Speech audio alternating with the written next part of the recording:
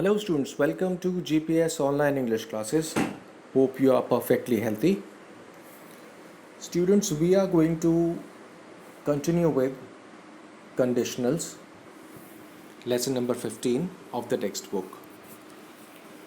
We have already done zero conditional. Now we will do conditional 1 और the first conditional. आज हम first conditional करने वाले हैं. तो पहले हम ये जान लेते हैं कि कंडीशनल्स क्या होते हैं. ये एक बार फिर से आपके लिए रिवाइज हो जाएगा, तो बहुत ध्यान से देखिएगा और सुनिएगा. कंडीशनल एक ऐसा सेंटेंस होता है जिसके दो पार्ट्स होते हैं. एक पार्ट जिसमें कोई कंडीशन, कोई शर्त लगी होती है, जिसके ऊपर दूसरा वाला पार्ट डिपेंड करता है. जैसे अगर तुम मेहनत करोगे तो अच्छा रिजल्ट आएगा. तो देखिए कंडीशन क्या है इस वाले सेंटेंस में. अगर तुम मेहनत करोगे तो अच्छा रिजल्ट आएगा. ठीक है, तो पहली बात के होने से दूसरी बात हो जाएगी. तो चलिए अब देखते हैं कि इन कंडीशनल्स में हम सेंटेंसेस को कैसे बना सकते हैं, क्या क्या ज़रूरी बातें हैं. तो ये जो फर्स्ट कंडीशनल आ रहा है, आप ब्लॉक के अंदर इस बॉक्स में देख सकते हैं कि इसमें इसके दो पार्ट्स नज़र आ रहे हैं आपको. इफ प्लस प्रेजेंट टेंस और दूसरे पार्ट को बनाने के लिए विल प्लस प्रेजेंट टेंस. ये बहुत सिंपल सी बात है. जैसे आप देखिए, we are taking the example number 1. If you work hard, अगर आप मेहनत करोगे, you will pass the exam, तो एग्जाम पास कर लोगे. ठीक है, तो इसमें एग्जाम पास कर लेने की क्या कंडीशन है, उसकी क्या शर्त है, क्या ज़रूरी है. अगर तुम मेहनत करोगे, इफ़ यू वर्क हार्ड. तो इसीलिए इस पूरे सेंटेंस के दो हिस्से हो गए. मतलब सेंटेंस पूरा कैसे कंप्लीट हुआ, if you work hard comma you will pass the exam, ये कंप्लीट सेंटेंस हुआ. इसके दोनों हिस्से हो गए. पहला हिस्सा जो इफ़ किससे स्टार्ट हो रहा है, अगर, यदि. ठीक है, और इस कंडीशन के, इस शर्त के पूरे होने पर ही आप पास हो जाओगे.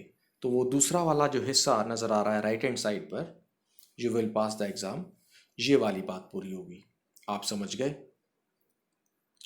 दूसरा सेंटेंस एग्जाम्पल देखिए. If I get the invitation, अगर मुझे इन्विटेशन मिलेगा, I will go to the party, तो मैं पार्टी में जाऊंगा. ठीक है जी.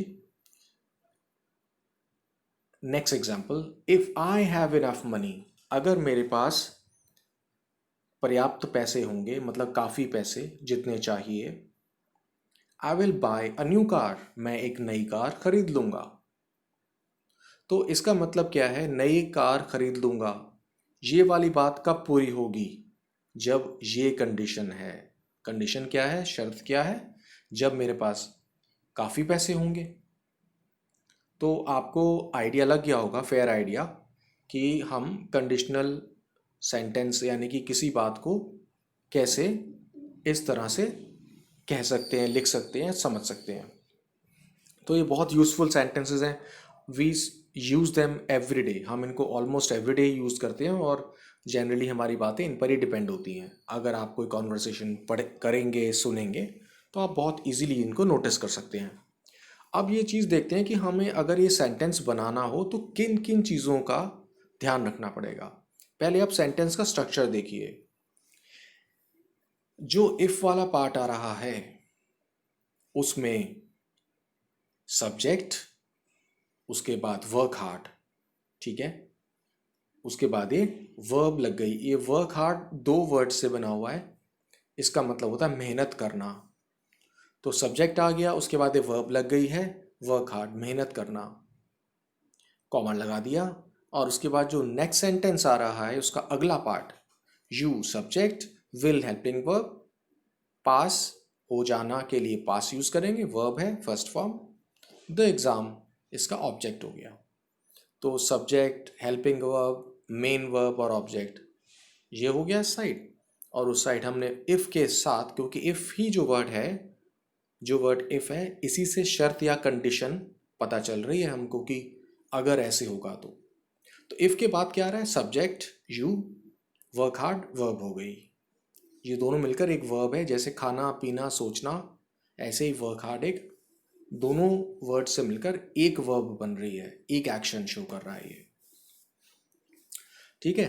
दूसरी इंपॉर्टेंट बात जो हमेशा अप्लाई होती है, जो आपको हमेशा बताया जाता है, कि जब भी कोई सेंटेंस आप बनाने लगे हैं अपनी लैंग्वेज से इंग्लिश में, तो आप उसके सेंटेंस के लास्ट में आने वाले वर्ड्स पर ध्यान दीजिए। अगर तुम मेहनत करोगे तो लास्ट के दो वर्ड्स क्या आ रहे हैं, करोगे, मेहनत करोगे, करोगे, ठीक है। तुम पास हो जाओगे, पास हो जाओगे, इसमें देखिए दोनों पार्ट्स के एंड में, यानी कि लास्ट वाले वर्ड्स, मेहनत करोगे, पास हो जाओगे, तो गे और गे वाली ये जो फ्यूचर की सेंस आ रही है, मतलब बाद में होगा। विल वाला सेंटेंस एकदम से दिमाग में एक वर्ड आता है विल, ओके, ये तो फ्यूचर की बात कर रहे हैं हम, इसका ध्यान रखना बहुत ज़रूरी है। अगर मुझे इनविटेशन मिलेगा तो मिलेगा आएगा वर्ड एक, मैं पार्टी में जाऊंगा, जाऊंगा वर्ड आ गया। तो आपको बिल्कुल फोकस करना है कि इन्हीं वर्ड्स, ऐसे ही वर्ड्स आने पर हमें इस तरह से बनाना होगा। ठीक है। नेक्स्ट, इफ वाले सेंटेंस में लास्ट के वर्ड्स होगा या अटेंड करूंगा या पैसे होंगे। मैं दोबारा बोलता हूँ, अगर तुम मेहनत करोगे, अगर मुझे इनविटेशन मिलेगा, अगर मेरे पास पैसे होंगे, इसमें बोलने में तो होगा या विल वाली सेंस आ रही है, लेकिन विल यूज़ नहीं करेंगे हम। देखिए, हमने विल नहीं यूज़ किया है। इफ़ यू के बाद सीधा वर्ब की, वर्ब लगा दी है इसकी फर्स्ट फॉर्म, वर्क हार्ड। ऐसे ही आई के बाद गेट वर्ब की फर्स्ट फॉर्म लगा दी है। ऐसे ही आई के बाद हैव, यहाँ पर वर्ब की फर्स्ट फॉर्म लगा दी है। विल का यूज़ हम कहाँ कर रहे हैं, दूसरे वाले हिस्से में, जो इफ़ वाला नहीं है, जो सिंपल सेंटेंस है। You will pass, I will go, I will buy. ये तीनों बातें आपको बहुत ध्यान से नोट करनी है, वीडियो को दोबारा सुन लेना। यही जो मैंने इंस्ट्रक्शंस आपको दी हैं, इनसे आपको बहुत इजीली बनाना आ जाएगा, सेंटेंस को बनाना आप सीख जाएंगे। ठीक है। अब हम ये देखना चाहते हैं, ये जानना चाहते हैं कि हम इन सेंटेंसेस का यूज़ क्यों करते हैं।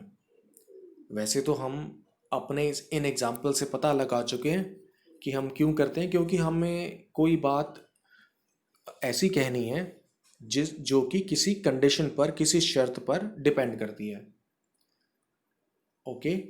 अब देखिए, if I am taking an example here, it is if you hurry, अगर तुम जल्दी करोगे, you will catch the train, तो तुम गाड़ी को, रेलगाड़ी को पकड़ लोगे, वो तुम्हारे हाथ आ जाएगी, ये मतलब हो गया। तो इसका मतलब क्या है कि ऐसा करने पर, कंडीशन, इस कंडीशन को फॉलो करने पर, ठीक है, इफ वाली बात को अगर हम फॉलो करेंगे तो ये जो दूसरी चीज आई है ये पॉसिबल हो जाएगी। पहली वाली बात पर दूसरी वाली बात डिपेंड करती है। ठीक है। समझने के लिए देखिए, अलग अलग वर्ड्स का यूज हो रहा है कि ये जो इफ़ यू हरी, अगर तुम जल्दी करोगे तो तुम्हें ट्रेन मिल जाएगी, इस बात का क्या मतलब, ट्रेन कब मिलेगी, क्या कंडीशन है, क्या शर्त है, अगर तुम जल्दी करोगे। तो इसी को हम कंडीशनल बोलेंगे। Alright, now let's move to a different page and see some more examples. Give me just 1 minute। Here we are. Yes. So here on this page, on this screen, we can see first conditional, more examples. Rule already ऊपर बता दिया गया है कि पहले वाले part में जो इफ़ है, सिंपल प्रेजेंट लगा रहे हैं, सब्जेक्ट वर्ब, ओके, वर्ब की first form S E S, और दूसरा वाला फ्यूचर इंडेफिनिट हम यूज़ कर रहे हैं, सब्जेक्ट, हेल्पिंग वर्ब और मेन वर्ब। बहुत सिंपल इजी बातें हैं, 2 3 4 बार देखने पर ये बहुत इजीली आ जाता है। देखने के बाद जब तक लिखेंगे नहीं, बोलेंगे नहीं, तब तक इफ़ेक्टिव नहीं होगा, असरकारक नहीं होगा। चलिए स्टार्ट करते हैं। एग्जाम्पल 1 लेते हैं पहले। If you buy new clothes, if लग गया, कंडीशन वाला हिस्सा है। यू बाय, तुम खरीदते हो या खरीदोगे। प्रॉपरली तो हम खरीदोगे ही बोले तो ज़्यादा अच्छा है। इफ़ यू बाय, अगर तुम खरीदोगे new clothes, sorry new shoes, अगर तुम न्यू शूज़ खरीदोगे, they will look good. They they means shoes, will look good, अच्छे लगेंगे। ऑलराइट, तो पहले वाला पार्ट जो आ रहा है सेंटेंस, पूरे सेंटेंस का जो कॉमा तक, वो एक कंडीशन को शो कर रहा है। ओके, आगे चलते हैं। Siya will get angry, Siya नाराज हो जाएगी। सिया विल बी एंग्री भी कह सकते हैं हम। If we eat her lunch, अगर हम उसका लंच खा लेंगे। अब आपने सेकंड सेंटेंस में नोट किया कि ये इफ से स्टार्ट नहीं किया है, इफ वाला तो बाद में आया है। तो एंग्री के बाद जो कॉमा आ रहा है वो आप नहीं यूज़ करेंगे। इफ़ अगर बाद में यूज़ करते हैं तो हमें कॉमा लगाने की ज़रूरत नहीं पड़ती है।